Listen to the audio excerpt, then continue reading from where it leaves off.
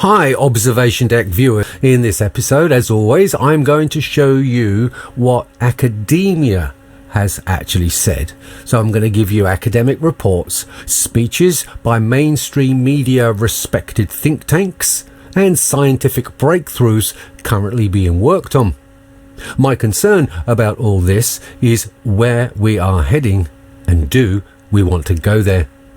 I guess you are all familiar with the Internet of Things, in which vast swathes of our lives connected to the ever-increasing growth of a collective nexus of constant data is being monitored, analysed, distributed and fed back into what some believe will be an AI so huge that at some point it may even gain self-awareness. In this episode, I want to explore the world of the near future. Now, you may think this is speculation on my part, but consider the ramifications of what is being proposed with the information I am now going to share with you. The information comes from what many would say are credible sources. The concept of the Internet of Things, meaning the connectivity of all types of data-driven services, from what's in your smart fridges to what you watch on your smart TVs to the home spy bots known by as different types of talking bots such as Alexa and Siri, and a host of more of these things adding to connectivity and data surveillance of our everyday lives in the name of efficiency and advancement. Our first stop is the famous Rand Corporation promo video, moving us from the Internet of Things towards the Internet of Body. Let's take a look at this clip. Rand researchers are studying this phenomenon and what consumers and policymakers need to know as we veer into uncharted territory. The Internet of Bodies, or IOB, is actually an ecosystem. It's a bunch of devices that are connected to the Internet that contain software and that either collect personal health data about you or can alter the body's function. We think of the Internet of Bodies as this collection of all these devices as well as all the data that the devices are gathering about you. And in healthcare, Internet of Bodies has been around for quite a while. With the advent of the Internet, it makes a lot of sense to connect your pacemaker to the Internet so that your doctor can be automatically notified if something weird happens, if there's an anomaly. IOB devices could revolutionize healthcare. Unprecedented amounts of personal health data could inform treatment plans that are completely tailored to a patient's needs. There are pills now that have an electronic sensor that let a healthcare provider know whether you have taken the medication. Precision medicine is the idea of creating pharmaceuticals or treatment like specifically for your body, for your personalized treatment. And I think IOB could really help with that, because nowadays a lot of healthcare is based more on, average reactions, whereas with data from IOB devices, you might be able to really more precisely treat a certain disease. In my opinion, would be cyber attacks and actors and the data breaches which would and could place the individual at the mercy of an anonymous group of people and leave those with such connectivity vulnerabilities and obviously serious impacts to your personal safety. But just how far could this concept go? Well, for that, let's take a look at another clip and see what is being discussed and planned for the future of the Internet of Bodies, which, according to these same people, will become a reality once the 5G network is in full operation. They call it part of the fourth industrial revolution. One of the features of this fourth industrial revolution is that it doesn't change what we are doing, but it changes us. The very idea of human being some sort of natural concept is really going to change. Up until now, the conversation we've been having is around freedom of speech. Once we can access people's thoughts and access people's emotions. The focus, as all of you know, today is on what's now called the Internet of Bodies, involving medical implants and other kinds of devices that go inside your body and all together with the Internet as a whole comprise the Internet of Bodies. So the Internet of Bodies, imagine the power of AI. What is artificial intelligence? It's a way to automate computation and cognition. So we can now automate learning perceiving, doing computation. It's a pervasive general purpose technology that will be used in all of our industries, that will come into our professional networks, our private networks, our schools, our industries and our offices.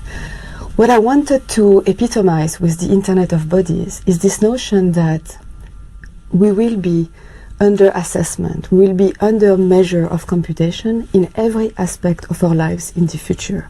From what you eat, who you date, what you buy on the internet, how much energy you use, but also what are your vital signs? How well are you doing in terms of health? What kind of specific genetic quirks do you have? What's your genome telling about your health, about your mental health, about how well you are doing, how well you are aging, what kind of disease you are susceptible to? It has a bit of an Orwellian twinge to it. But let me take you a little deeper down this rabbit hole and take a look at some of the advances currently being made in the world of electronics and new types of material touted to be the next generation of humanity's inventive capabilities. Back in 2016, strides towards these new types of materials were already being pioneered.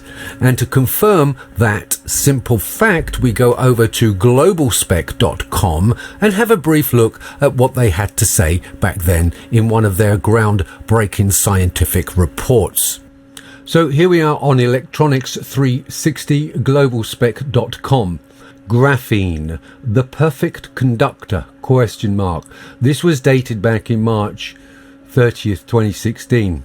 Graphene, the wonder material discovered in 2004, has the potential for changing the world. It is a very thin layer, one atom thick of carbon atoms bonded in a hexagonal lattice. Graphene is the thinnest compound known, the best conductor of heat at room temperature, the best conductor of electricity ever known, and is 100 to 300 times stronger than stainless steel, among other amazing properties.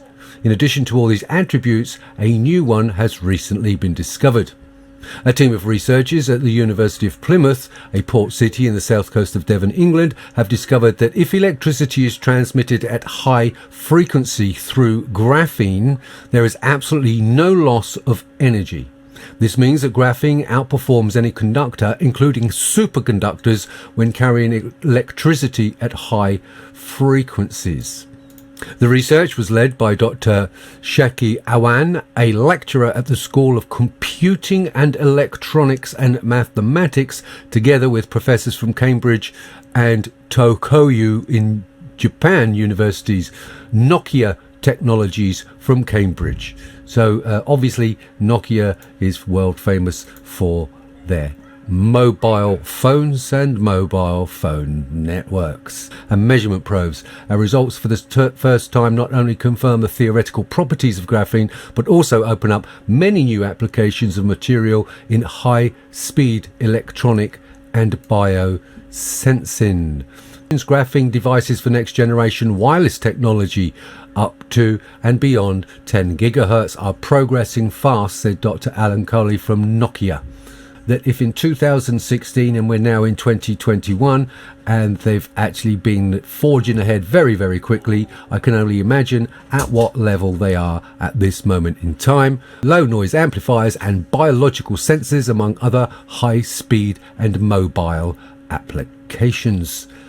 Now, given the advances currently underway and the fact that progress never sleeps, innovation has continued at breakneck pace towards what many see as a future either enhanced by progress or controlled by the emerging technologies.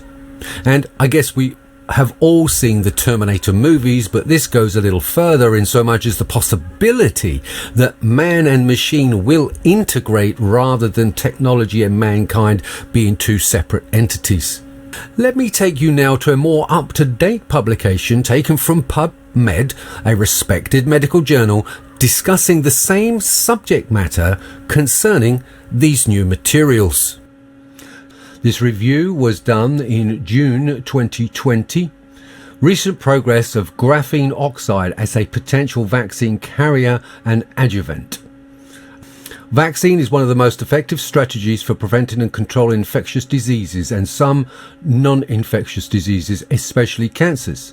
Adjuvants and carriers have been appropriately added to the vaccine formulation to improve the immunogenicity of the antigen and induce long-lasting immunity. However, there is an urgent need to develop new all-purpose adjuvants because some adjuvants approved for human use have limited functionality.